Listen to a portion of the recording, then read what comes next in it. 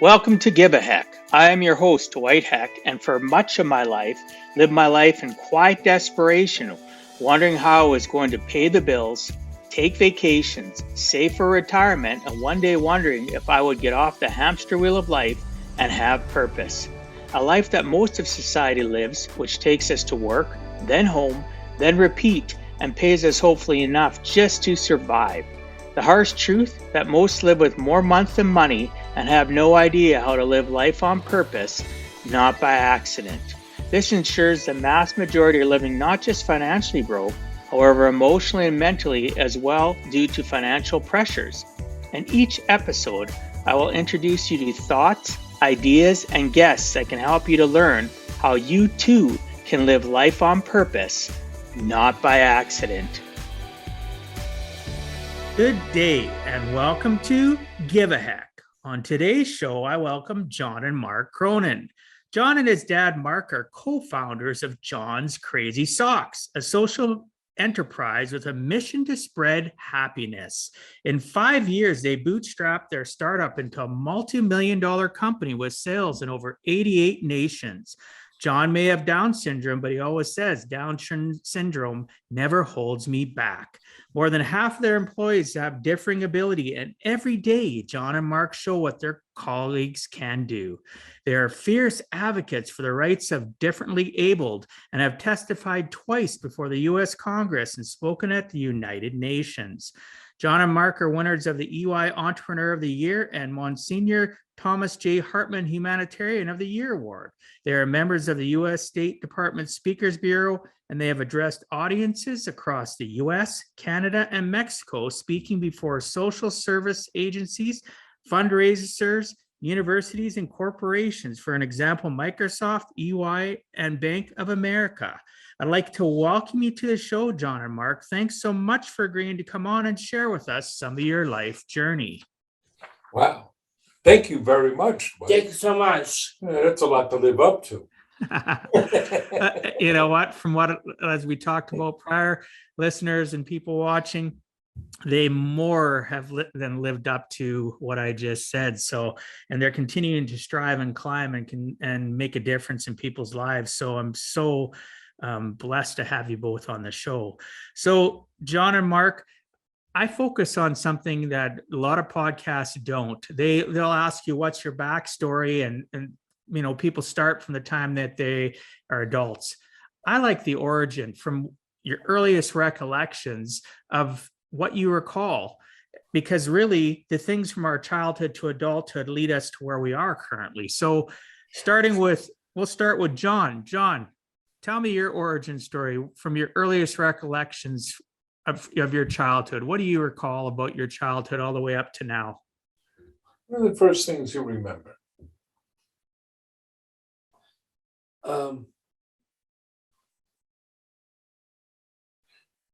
Well, I can jump in. Sure. With things he won't remember, or will say he remembers, but really can't. And that's okay. his birth. So when John was born, we did not know he was going to be born with Down syndrome. And it was quite a journey when it started. The very night he was born, there was born in the middle of the night, and there was a covering pediatrician who came into us and said, "I'm so sorry. I have bad news for you. It appears as if your son may have a slight case of Down syndrome." My wife and I looked at the doctor and said, what are you talking about? Why would we be sorry? Why would that be bad news? This is our son. This is our boy, right? Right. And John, as is true for many people with Down syndrome, was originally born with a lot of medical challenges. On day 3 of his life, he needed intestinal bypass surgery. We didn't know if he was going to be able to survive the operation. In fact, we brought a Catholic priest in to baptize him because it was unclear if he'd survive. And before he was 3 months old, John needed open heart surgery. He had 2 holes in his heart. It was another case where we didn't know if he could survive the operation, but he needed it so he could survive. And even when he was young, and this will be hard to believe now, but John couldn't talk. He learned some sign language to communicate, and you had a device, a communication device he could point to that would voice what he was thinking and feeling. Now, And I never shut up. I love it. right? And he went from being, this child who couldn't talk Right. to standing in front of 22,000 people at Madison Square Garden and talking to them, or 5,000 people at a Microsoft conference. Exactly. It's so incredible. It's so incredible. I went up a public speaking because I did that. I never was at it because I know I can speak. You can, boy. It's so, And you got a lot to say, huh? yes, I love to say. And how was it growing up with your 2 older brothers? I love growing with my brothers. That me and my brothers, me, Jamie, Patrick, and I were just getting along, and it's so fun. It's so fun. A great journey, a great adventure, because They'd look out for you. I always looking for me, because I always did for them. When John was starting school, I sat down with his brothers, and they're 3 and 6 years older than him. Kids are each 3 years apart. I sat down with them and I said, look, John's going to go to school, and we don't know how people are going to react. People may pick on him because he has Down syndrome. And our eldest child, Patrick, said, well, that's okay if they do. I'll explain to them what Down syndrome is, and then they'll understand and they won't do that. And our other son, Jamie, looked at him and he said, yeah, Patrick can explain to him. And if there's still a problem, I'm going to knock him out. Very good for Jamie. Oh, that's too funny. So go on. I was going to say, John, you've always been, long before we would think about it, he's always been an entrepreneur, always problem solving, always figuring things out, organizing things. I just me, because I love being organized, and my favorite part, I can be organized every night. Every night, I go before I go to bed. I always lay on my clothes because I not before, because I know I like to be organized. I love be like who I am, that You're a little crazy about it sometimes too. You lay out a week's worth of clothes on Monday night. Yes. And you have a sense of style all your own. Yeah. One time, my oldest brother, Jamie, he told me that I if I lay on my clothes, not before, my brother could tell me, you can't wear that. Wear that. I tell him, you're not a fashion police. You're not the fashion police, right? It's but we get things. There was one time, you must have been in junior high or something. Yes. And we had gone out. We're not very good parents. My wife and I had gone out, and John was home, and he wanted to eat something, and he was going to heat up like a cup of macaroni and cheese, really healthy food. And but the microwave was broken. Yeah. So what are you going to do? He's got to problem solve this. And what did you do? I did. I went over a neighbor house. I asked. Okay. I have my food. In your microwave. He knocked on the neighbor's door and said, "Can I use your microwave?" That is awesome. Or the time when you were going to summer school. Yes. And I run into the school principal who says, Mark, that the talent show that John is organizing, it's going to be great. What are you talking about? Well, it turns out John thought the school should have a talent show. So on his own, he went into the principal, and you couldn't have been much more 6th or 7th grade, Right. went into the principal and said, I want to have a talent show.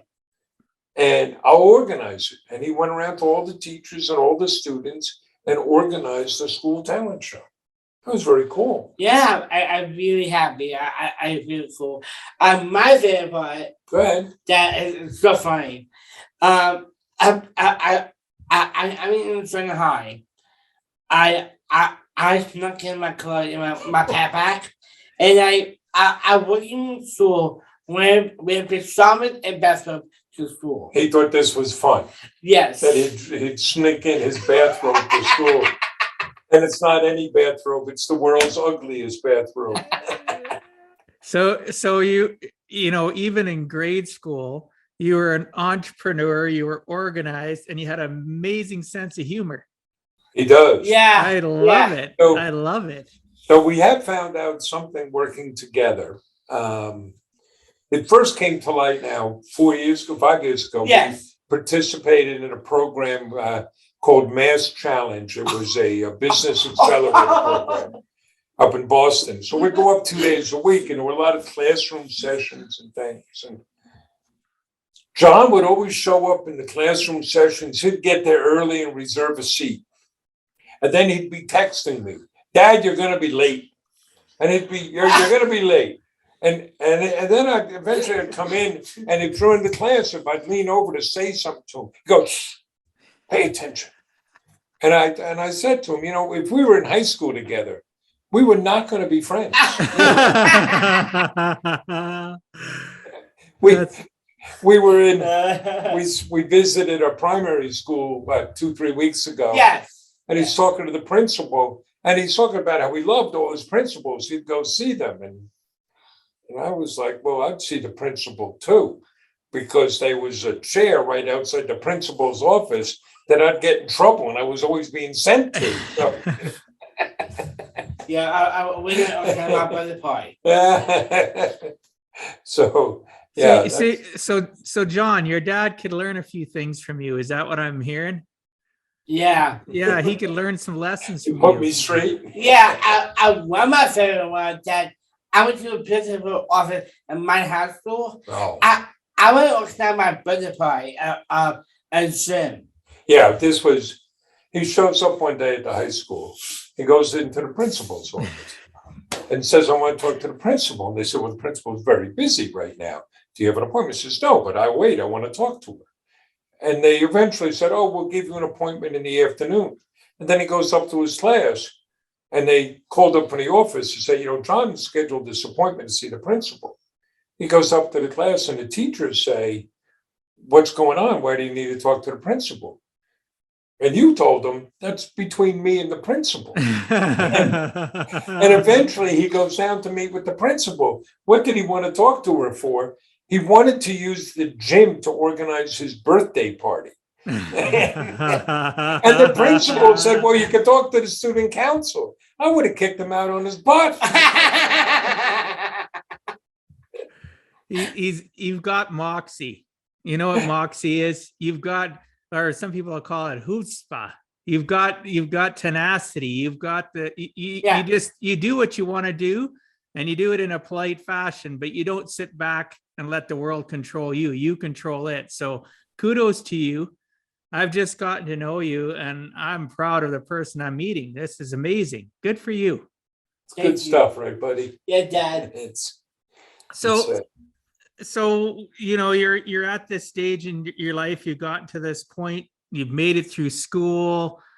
You know, Mark, how has this affected you? So from your origin, you never expected to have a child with Down syndrome, but what's your life been like up to John being born? What's your origin? All right. So I'm born into a devout Catholic, conservative middle-class family on Long Island. But I had a streak in me that, some came from relatives that were activists. Actually, a week ago, right, we celebrated Jack Kerouac's 100th birthday. Did you ever read any Jack Kerouac and On the Road? No, I know the name though. So I would read these things and I just took them as that's the way it's supposed to be. So, when I was a kid, I hitchhiked cross country 3 times. I hitchhiked around Europe. I always had this kind of maverick streak of going and doing things. I left home when I was 19 to set out for the world. And he swore never to come back. Well, yes, I swore I'd never come back to Long Island, and now I can't leave. So I was doing. I've done different things. I taught school. I've published a lot of fiction. I spent much of my career in the healthcare field, trying to figure out how do we better deliver healthcare to the poor? How do we better organize healthcare? I ran the Medicaid health program in New York City. I led and developed some healthcare management firms. But I also started a software company, and I've organized political campaigns. I'm always trying to figure out, I've always been willing to tear things down and start again. I always think of myself as being practical, but practical with a dream to it of, let's go make the world we want to create. I guess, there's a certain part of me which is an academic. I spent, time in grad school. And you learn everywhere you go, right? So I get asked, well, did you have a background in retail? And, no, I didn't have a background in retail. I didn't work in fashion before. I wasn't in the sock game. But I'm 63 years old, and my entire life has prepared me for this conversation with you, Dwight. Right? Awesome. And I look back on some of the jobs I had when I was real young, driving a cab, or for 3 days I worked as a housekeeper in a motel. I had to quit because it turns out, like, one of the requirements was you be able to make a bed, and I really couldn't. I sold T-shirts on the streets of New York, and you don't put that on your resume, but all that has an impact on what you're going to learn and what you carry with you. Exactly it. Yeah, our origin is so important. People they discount it too often, and it's amazing listening to your origin. If I've shared this with others recently that I told you I did a lot of hitchhiking. Well, when you're hitchhiking, and nobody does it anymore, but a car would pull over, you're going to run, you hop in that car. And now you got to shape up the driver. You got to figure out what's going on, because you got to find out, how am I going to get along with this total stranger? And that ride could last 10 minutes or 10 hours. And you're the entertainment, right? Well, you do that a few hundred times, you're going to learn some things. So when I was doing it, I wasn't saying, well, I'm going on a good learning adventure. No, I was on some crazy adventure. I had to go see someplace, or I needed to go somewhere. But you soak up things at every step of the way. And I realized, kind of looking at John, I didn't have the language for it, but I was an entrepreneur every step of the way, maybe not always for noble causes. When I was a kid, I organized a baseball league in our neighborhood. When I was in high school, I organized an after-school gym program. I also organized junior cut day that got me thrown out of the high school.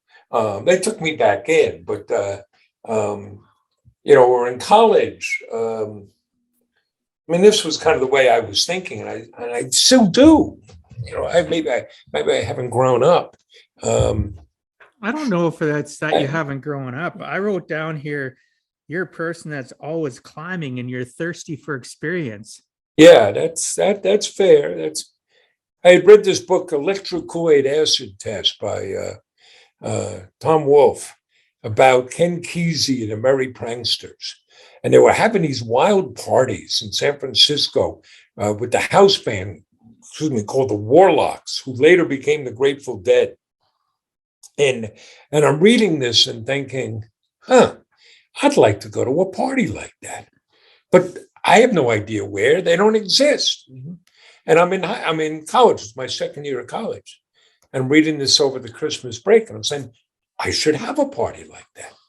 And so I look back on this, and it's I find it fascinating.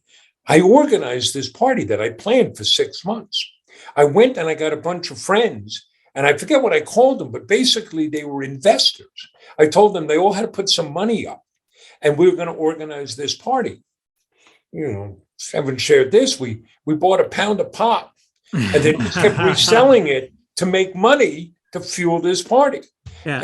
And I used to hold these keg parties on Wednesday night in my dorm. And so we kept doing that. But every Wednesday we just put some money aside for these parties. So I organized this 3-day party, which was awesome. We had bands going for 3 days. We had people come from around the Northeast. There were hundreds of people just showing up. What a great time. Now, I realize that's not for a noble cause.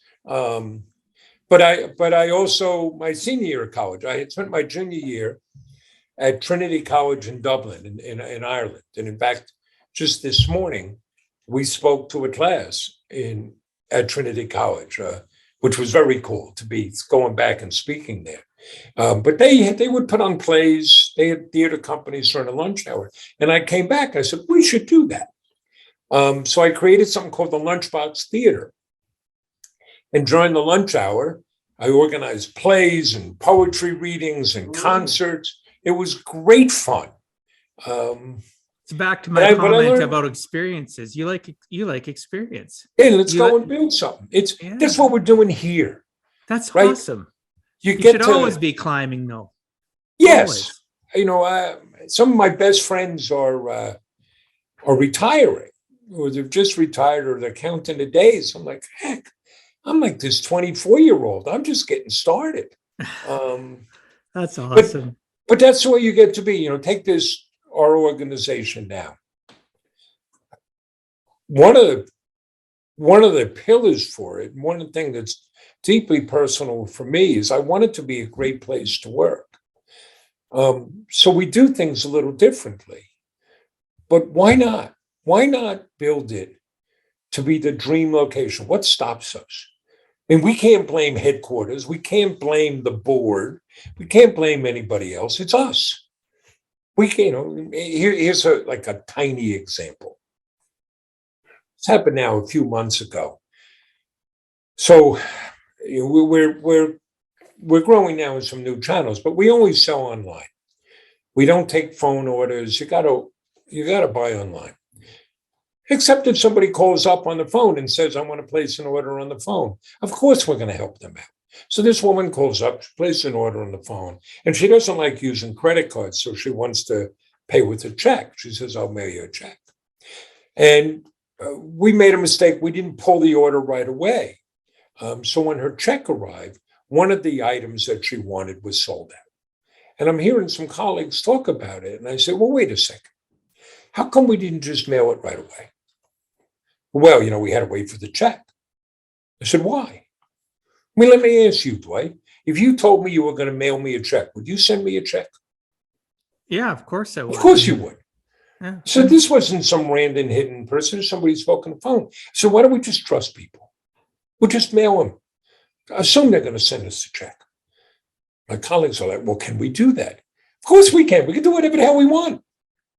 And isn't that a better world to live in? Oh, absolutely. Trust. Right? And Yeah. And now listen, if you violate that trust, that's a different thing. You know, John's older brothers, they're very large. Oh yeah. And they can be aggressive and we'll send them after you. But but we're gonna start from the place where, yeah, we can trust each other. Wouldn't you rather live in that world? Oh, absolutely. And so why not choose that? Right? It's what what's our mission, pal? Spread happiness. Spreading happiness. That's what we do. And it's not just idle words. It drives everything we do. Gail, who's our happiness creator, was telling me today somebody had ordered something at 9:00 at night, Thursday night, and they paid for 2 days express because they wanted it to get there by Sunday. Well, they ordered 9:00 at night. We do same day shipping, but you got to have the order in by 3. So the next day, we sent it out, 2-day delivery, and it arrived on Monday. And actually didn't arrive. UPS screwed up, and it was delivered yesterday. So this customer called up and said, I was expected to be on Sunday. Well, UPS doesn't deliver on Sunday. You were never going to get it before Monday. That's what you got. But you know what? We're not in the business of being right. We're in the business of making our customer happy. So what did she do? She didn't have to ask anybody. She said, let me make this up for you. I'm going to refund all of the shipping. And let me refund the order. You just take those socks. We want to take care of you. She got an ecstatic customer who's now going to go tell other people, right? Isn't that a better way to live? Oh, absolutely. And we do this all the time. And here's some of the payoff. Our refund rate is 0.5% of our revenue. Right? Even though, drop of a hat, we'll refund your money. We guarantee your happiness. Don't send us the socks back. I don't want the socks back. Give them to somebody else. So we have happy customers. We have happy colleagues. They're not fighting with people. They're not arguing. They're not just, let me take care of you. It's a better world. Wow. I love, going from you, John, to your dad and your guys' origin. I can see where your son gets it from, Mark. You're a great role model. And yes, you've got hills and valleys and you've done things in your life, but overall, you set a great example for your, I don't know your other 2 children, and I'm just getting to know John, but kudos to you. You're somebody that's thirsty for experiences and knowledge. And the gamut of things that you told me about that you've accomplished and done is amazing. It's because you're tenacious, and that tenacity has been, picked up by your son, and now you're in business together. What an origin. It's amazing. I'm a fortunate man, though. You could get my 2 other boys on the line, and they could offer some alternative, opinions. But yes, there were things you got to know, right? If you were in our family, you needed to know that you might get in the car and not come back for a few days. You needed to know you were going to listen to a lot of Bob Dylan. There's nothing wrong with that. Right, buddy? Yeah, Dad. So I have a question that, targeted towards you, John, and your dad, whoever of you 2 that want to answer, you can work on it together. I read that you had studied retailing and customer service prior to your crazy sock venture, John. What led you to want to study those 2 things? Why did you take the retailing class at Wilson Tech? I want to take some retailing because I think it's helped me. I learn more retail because I want to just It's been like retail. Well, it was long before when you took the class, you didn't know we were going to start this business. Yeah, But you like working with the customers, don't you? I do. You like doing that. You were greeting. What were some of the jobs? Like they ran a little store in the school. What were some of the jobs you I did? tell you a job there. They have a snack shack, like a little store. Right. Store. I want. I want the job is I listed every classroom. I run a building. Oh, you would go get the classes to come down?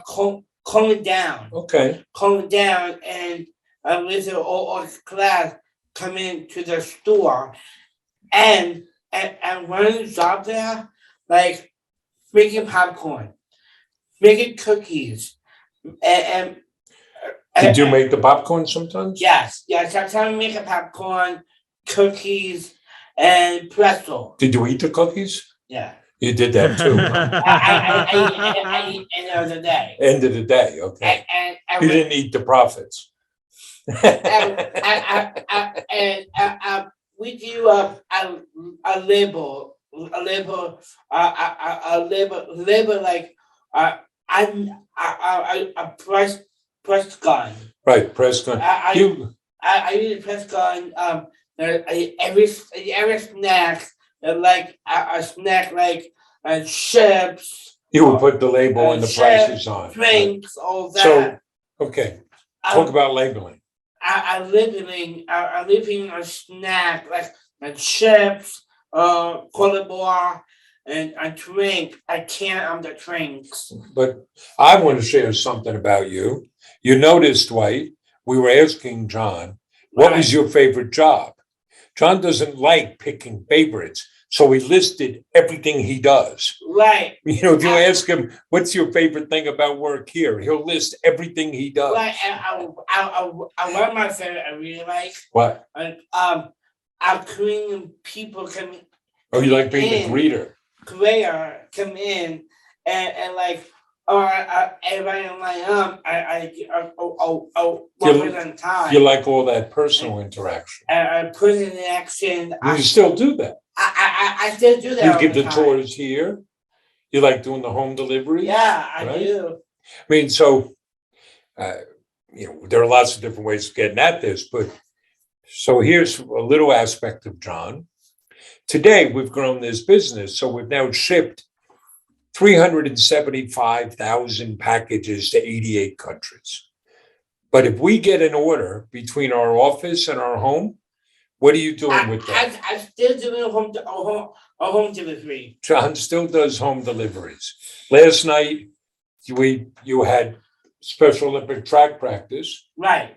And after that, you were knocking on doors doing some deliveries. And, you know, I was asking people today, how late do you think is too late? Because it was 8:45 and he's knocking on somebody's door to deliver socks. And I got tonight also. We got 2 to do tonight. I have favorite. Go ahead, tell me something very funny. I same place last night. Last night. They ordered more. I ordered more, and I go to different street across from there. Okay, good. Maybe they told a neighbor. That sounds good. Yeah. I was reading your story about when you first did it. I actually put down as a question, but we'll dive into that. When you first got started, you put it into a special box with some candy and a note. So those home deliveries, are you still putting them in a special box? Now they're in bags. Okay. But to this day, every package gets what? What do you put in every package? Every package get a big for me, and I put in a candy and discount. Every package still gets a handwritten thank you note from John. Now, to be fair, we do copy it. And we put candy in. Yeah. And we've added some things. You get on your packing slip, you get a sticker with the name and the picture of the person who packed your order. Wow. Because you guys are amazing. That personalized service is just amazing. It's part of what It's part of what we try to do, and part of what we believe in. It's not try to do, it's part of what we believe. We're looking to make everything as personal as we can. We're looking to make personal connections, to share experiences. So if you order from us, you're going to get a package. We're not just sending you socks. You're going to get a package, and on the outside of that package, you're going to see John's smiling face because it's got our logo on it. Yeah. Right? You open it up, you're going to get your socks. You're going to get that handwritten thank you note from John. And on the flip side of that, I have a story. I story about John and our giving back program. Because you're wow. going to know that when you buy from us, you're helping us employ people with different abilities. You're helping us give back. You're going to see the picture of the person who picked your order. Right? So you're not just getting socks. Are you getting a dose of happiness? Dose of happiness. You're getting this little experience because you're part of it. And now what you're doing is you're feeling better and you're spreading happiness. Right? Our world would be so much better if everybody spread happiness. So if it was always reciprocal, like, you know what? But it only takes one small start. And you guys you're doing that and still doing it. And as you mentioned, Mark, a person that ordered socks and now you got to do a delivery tonight. Well, maybe they told somebody else, the neighbor over, who knows? But you're spreading happiness one pair of socks at a time. And that's amazing. We have grown from word of mouth. We have very loyal customers. We have very happy customers. And you just have to believe. There's nothing we do that is the proverbial rocket science. Because who you are makes itself manifest in everything you do. You can't hide it, it comes out. Right? And so this thing about making it personal and sharing experiences, that keeps showing up in lots of different ways. And it's not just us, it's everybody here. Right. So here's an example. We told you we put candy in every package. So one of our packers one day comes and says, we sell socks for diabetics, these high compression socks. And then we're sending them candy. What's wrong with this picture? Like, of course, what are we doing? Sending candy to somebody with diabetes. So now we have a package of sugar-free candy. That if you order diabetic socks, that's what we send you.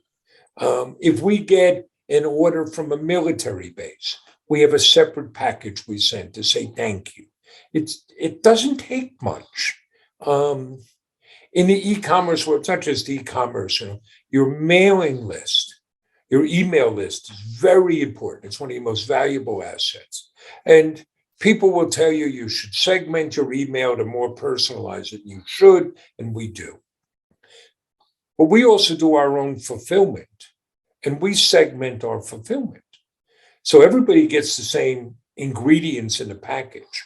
But if you place an order, it's your first order, you get one package. If it's your second order, you get a different package. If it's your fifth order, you're getting a different package. We're doing anything we can to connect with you and show you our appreciation and our gratitude for what you're doing. Again, none of this you don't have to go to MIT to figure this out. You just have to believe and it'll keep showing up. Yeah, be compassionate and caring. So one of the things I wanted to ask you both too is, could you please give me some of the details? I've seen this on your site of what the 5 pillars are that you use to build your foundation of your business. 5 pillars. Explain in hope, give it back, 5 products you can love, make it personal, make it a great place to work. So I'll walk through those in reverse order. If we have a mission to spread happiness with our customers and in the community, we have to start here. Our colleagues have to be happy. Our colleagues have to believe in the mission and be committed to the mission. If Gail is talking to a customer, and we want to make sure that she's taking care of that customer. You can't come up with enough policies and procedures to do that. You got to get somebody who believes in what you're doing. So even within that, we have 5 phases, 5 pieces. 1, give people a mission worthy of their commitment. It's got to be something bigger than ourselves. It can't just be we're going to make money. And don't get me wrong, we all want to make money. John and I, we like to live indoors. Everybody, but it's got to be something greater than that. It's really important. It's more important than ever. In the United States, and this is stunning numbers, since August, 4 million people a month have quit their jobs. And now some of it is people saying, I'm not going to work for a crap wage. But some of it is people asking, what am I doing? They're reconsidering their lives. So you want to offer people something that can matter, something that will feel good and they'll be proud of. So we think we do that. We're not for everybody, but we can offer a purpose that people can commit to. 2, make sure everybody knows why their job matters. There is no cog in the machine. There is no make work job. Everybody's job is important. Everybody's job connects to that mission. So we do our own fulfillment. We have our own pick and pack warehouse. What do we call our pickers? Sock wranglers. And all of them have a different ability. If you talk to any of our sock wranglers, they will tell you their job is to spread that happiness, and they understand why their job is critically important. I'll share an anecdote, not with us. There's a story that in 1962, John F. Kennedy, President Kennedy, visited the NASA space facility in Houston. Now, he had famously made a commitment to put a man on the moon by the end of the decade. He visited the NASA then headquarters, and he encountered a janitor. And he asked the man, he said, tell me what it is you do here. And the guy said, my job is to put a man on the moon. That's what you want, right? You want everybody to know that their job matters and is important, and it's valued. The 3rd piece, put people in a position to succeed. Don't ask people to do what they can't do. We don't ask John to do our finances. And in doing that, give people what they need. So we just hired Nazira, who's our new web design / graphic artist / video editor, right? We're a small business. You got to wear multiple hats. Okay, well, to do your job, what type of computer do you need? Let's get it for you. We don't have endless resources, but give people what they need so they can do a great job. Put people in a position so they can do their best work ever. 4, recognize what people do. Some of that is pay. Make sure people are paid fairly. The worst thing is to be on a job and think you're underpaid. You don't want that. But it's more than just that. It's recognize what people do. Dwight, you put a lot of time into prepping for this podcast. Well, doesn't it feel good when somebody looks at you and says, Dwight, that pays off. I can see your attention to detail, your thoroughness. Some of it's as simple as coming up to somebody and saying thank you. And then the last component, stay the hell out of the way. Let people do their jobs. So that rolls up to what we're doing here, make this a great place to work. Or that's 5th pillar, 4th pillar, making it personal. We already started. We spoke about some of that. It's exemplified by the thank you note and the candy, but it's everything, right? It's if you call here, we don't have any scripts. We don't time phone calls. It's going to be personal. It's going to be a human conversation. Try this. The next time you got to call your bank, we use a good Canadian bank, TD Bank. You call them up after you wait a half hour to get through. Just say to the person, how's your day going? And there'll be a pause. They won't know how to handle it because it's, just give me the account number, tell me the problem. But no, you want to have a human conversation. And then fun products you can love. It affects the type of products we have. So our standards, here's the qualifications for everything we sell. It's got to be fun. It's got to spread happiness and spread happiness. No, you have to approve it. Yes. It's got to be John approved. It's got to be something John can get behind. Right? But it also speaks to what we're doing here. We have to be a great e-commerce business. We have to have a great website. We work hard at making that really great. We have to have a great selection. How many different socks do we have now? We have about 4,000 different kinds of socks. 4,000. You know what that means, Dwight? John here now owns the world's largest sock store.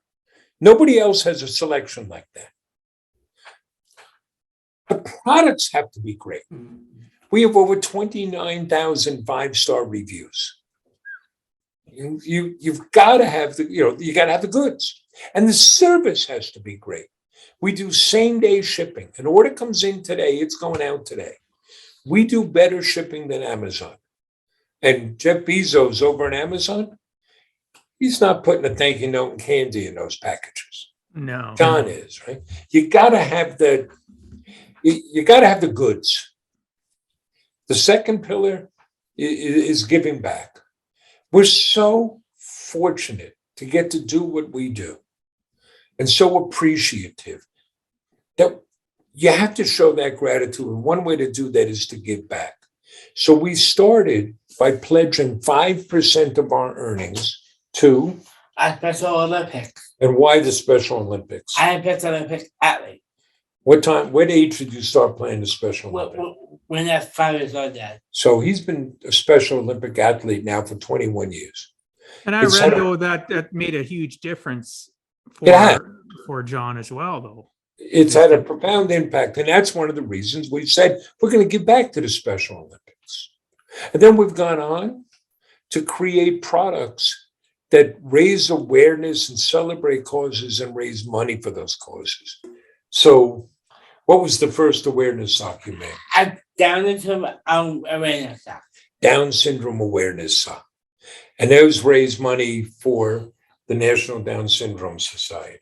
Yeah. But we've gone on to create autism awareness socks and cerebral palsy awareness socks and pet rescue socks. And in 2020, in the height of the pandemic, we made healthcare superhero socks to say thank you to frontline workers. And those have raised over $50,000 for frontline workers. Wow. We're just a small company, but we've raised over $500,000 for our charity partners.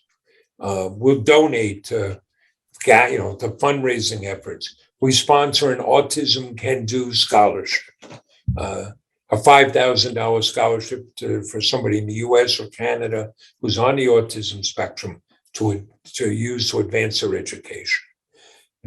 The giving back, it's baked into everything we do. And our customers know that. They're part of it. If you're a customer with us, you're a philanthropist. The most important pillar is inspiration and hope. We want to show what's possible. At its broadest level, we want to show what entrepreneurism can achieve, what a social enterprise can do. But most specifically, we're showing what people with a different ability can do. So my buddy over here, you have Down syndrome, right? Yes, I am. But we don't put John in the back. We don't hide him. You're the face of the business. Right. And what a face it is, huh? Right. We've been very fortunate. We've been able to create 34 year-round jobs. 22 of them are held by people with different abilities. And that's not enough. We want to show the world. So we create content to share on our social media. We host tours and work groups from schools and social service agencies. With the pandemic, we had to move those online. So it used to be you had to live here in New York to come for a tour. We've now had school groups from around the world take a tour of John's Crazy Socks. That's And amazing. We want to inspire people, and we want to show those students or those clients, yes, we need you, that there are jobs out there people can do. Everybody's worthy. Everybody's worthy. Yes. Here's a story we heard back from a teacher once after she had brought her class in. And the next day, one of her students, who she described as being very difficult to reach, had autism, there were some challenges in the class. He showed up at school and he had printed out a picture of him and John together. And he showed up and handed it to the teacher and said, "You see, I can do anything." Like we want to convey that.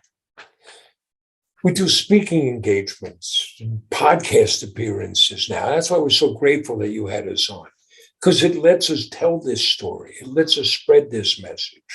On Monday, this past Monday, we had a phenomenal experience.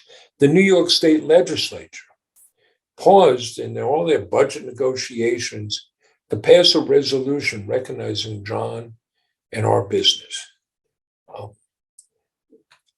That gave us a platform. So we got to speak to dozens of legislators about policy changes that can help people with different abilities. So speaking engagements become a part of the way we spread the word, and the advocacy work of testifying before Congress, of meeting with legislators, because the business has given us a platform where people are willing to listen to us.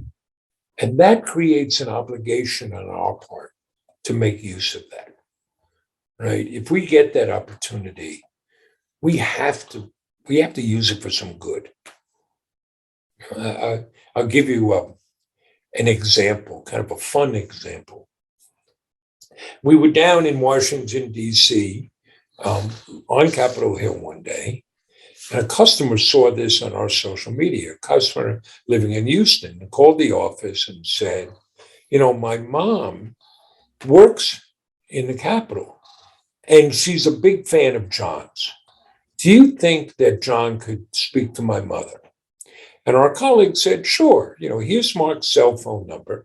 Text Mark your mom's name and contact information. Okay. Who was mom? Nancy Pelosi. Nancy Wow. Pelosi. So now we're going to get this audience with Nancy Pelosi. And we're at a place, certainly in the US, where we wind up vilifying many of our elected officials. And we lose a sense of their humanity. So I don't care where you are on the political spectrum. But among other things, Nancy Pelosi is an 80-year-old Italian grandmother.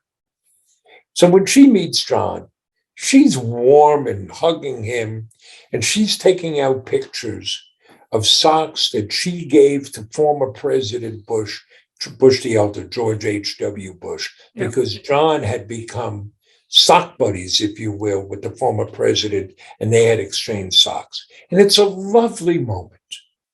And it's really warm, and we're so fortunate to have that experience. But at the same time, now that we are given that opportunity, it's like, okay, but Ms. Pelosi, we have to talk to you about eliminating the sub-minimum wage that allows people with a disability to be paid as little as 25 cents an hour. Because if we're going to get this meeting, we have to use it for some greater purpose. That's a lot of how we think about the business we have. But if you roll those 5 pieces up, the inspiration and hope, the giving back, the great products and great service, the making it personal, make it a great place to work. You roll all that up and you get John's Crazy Socks. Wow. You guys, this has been, I've done I think it's been 77 episodes now. You'll be episode number 78. And this is the most inspiring, inspirational podcast today. I'm so excited. Listeners, people watching this on YouTube, if you aren't touched, maybe you should check your pulse, because honestly, we need to be like John and Mark and always be out trying to climb and help others and just, be socially conscious. And I like what you said, Mark. It doesn't matter what politics, or it doesn't matter what people's belief systems are. Everybody's got kindness inside of them. Like you said with Nancy, we all have the ability to be empathetic toward one another. We just need to learn that it's never too late to give a heck about other people. It doesn't matter what age you are. Look at your story, Mark, of what you've gone through in your life and all the different ventures and things that you've accomplished. You're 63, and like you said, you feel like you're 24, I believe you said, because you know what? You have an attitude of gratitude, and you just want to continue to serve others, because by serving others, Mark and John, you guys are serving yourselves too. You're giving yourselves a full, healthy, fulfilled life. And like I wrote it down here, you said you 22 differing abilities, staff members out of 34. That's amazing. And to talk to and be willing to put yourself out there and talk to Nancy about the disparity between wages, amazing. So you're using your platform to better and uplift people, giving back. You're giving people happiness. Like, kudos to you both. Like, God bless you both. It's very kind of you to say, but listen, at the end of the day, we're just a couple of knuckleheads selling socks. Now, it is true. All we want to do is change the world. But we got no special powers. Kindness and empathy, I disagree. Those are both special powers. Those are superpowers. But we all have those abilities. But you utilize We all have that inside of us, right? But you utilize it, though. And so I'm getting, I'll also share with you, Sure. I understand why people consider John an inspiration. He inspires me. I admire him. But I want to share something about your inspiration here. We'll be driving. He'll be sitting next to me in a car. So what? He's 6 inches away. And he'll text me, Dad, I just farted. That's your inspiration. That's awesome. As long as it's, hey, you know what, John, as long as it's not a wet one. That's as long as you don't have to wipe at that moment, you're good. Right? You got, but I so appreciate that. So I have one last question though. John and Mark, if you had to give our listeners one last closing message, what would you tell them in regards to giving a heck and never giving up? What would you say? What's your advice? Excuse me, I'm sorry. Follow your heart, follow your dreams, work hard, so you can do. Part of it is live the life you dream of living. Look at what that life looks like. What would that life look like? And then what do you have to do to make it happen? And don't list all the reasons you can't do it. Just figure out how you're going to make it be. That's awesome. Just believe. Believe, yes. Great. Just believe. Know what you're about and believe. And always end your life knowing that you've been kind and humble and served others. Like, that's the journey. You talked about, your age. You talked about that, Mark. I'm going to work. People look at me and, when are you going to retire? When I stop breathing. Well, why? Because I enjoy what I do. I serve others and I make people happy, and I make them, because my own, like right over my shoulder here, you can see I wrote a book last year and it's called Give a Heck. how to live life on purpose, not by accident. And that's my whole mission, is to help people live life on purpose. So many people are on a hamster wheel. You mentioned, Mark, that people have kindness and empathy inside of them, but people don't know how to tap into it. So your guys' message and story, and then your product, tie all together to ensure that there's going to be more people that have that ability. So I've shared with and had some debates with my older boys of saying, whatever job you take, you should love. And they pushed back and said, "Oh, you don't want to make the job too much. You want to live for the job." And I agree. I don't care if you only work 2 days, 2 hours a day. But for those 2 hours, you should really love what you're doing. absolutely. And if you're not, then do something else. If that's the issue, find what you're going to do. It's John. It's this, couldn't find meaningful work. Okay, I'll create work. That's what you said, right? I did. Create your own job. We have this power, it's the Wizard of Oz. You've had the power all along. You're right, 100%. So our time is almost up, and I want to respect our listeners and your time. However, before we end, can you please tell the listeners what's the best way to reach you to? I put in a plug. You go at johnscrazysocks.com. You alluded to I give it a hack. Yeah. Well, you're giving a plug for Give a Heck podcast? Yes. Okay. Let's do one thing at a time. I'm sorry. So you can reach us through our website, which is johnscrazysocks.com. We're on all the social media platforms. You can listen to our podcast, the Spreading Happiness podcast with John and Mark, half-hour episode each week to make you smile and feel good, right? Right, Dad. And if you want to reach out to us personally, you can get us at, contact us through our the email at our website, which is service@johnscrazysocks.com. And we'll get back to you. We respond to everybody. We're grateful, so we're always willing to answer questions and help people. And yes, now you can say, you should listen to. You should listen to Give It a Hack.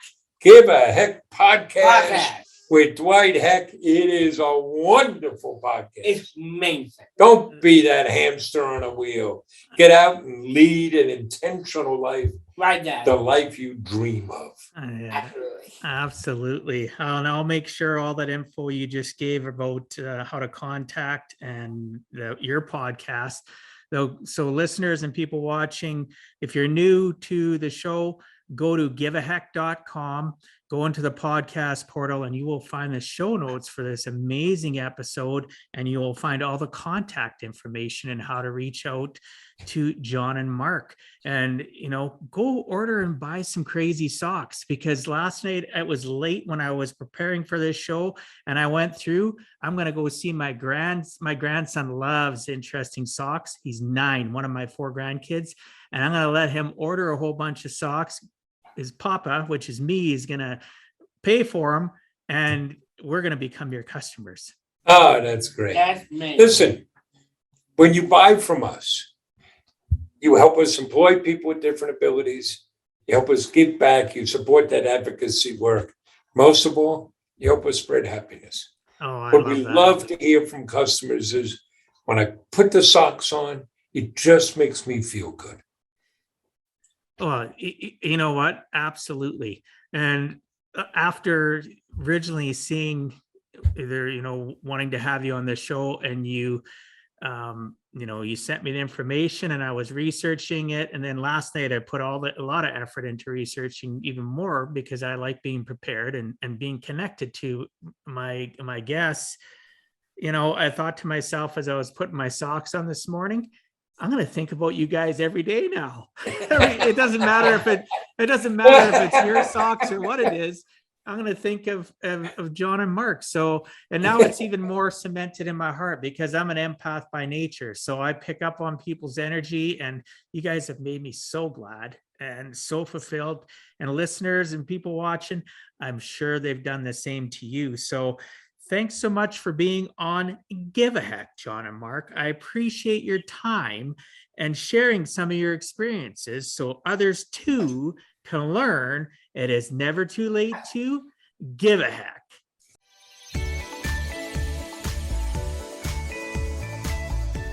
Thank you for taking time out of your day and listening to Give a Heck. If you find value, I'd appreciate you sharing with your friends and family so they too can learn how to live life on purpose, not by accident.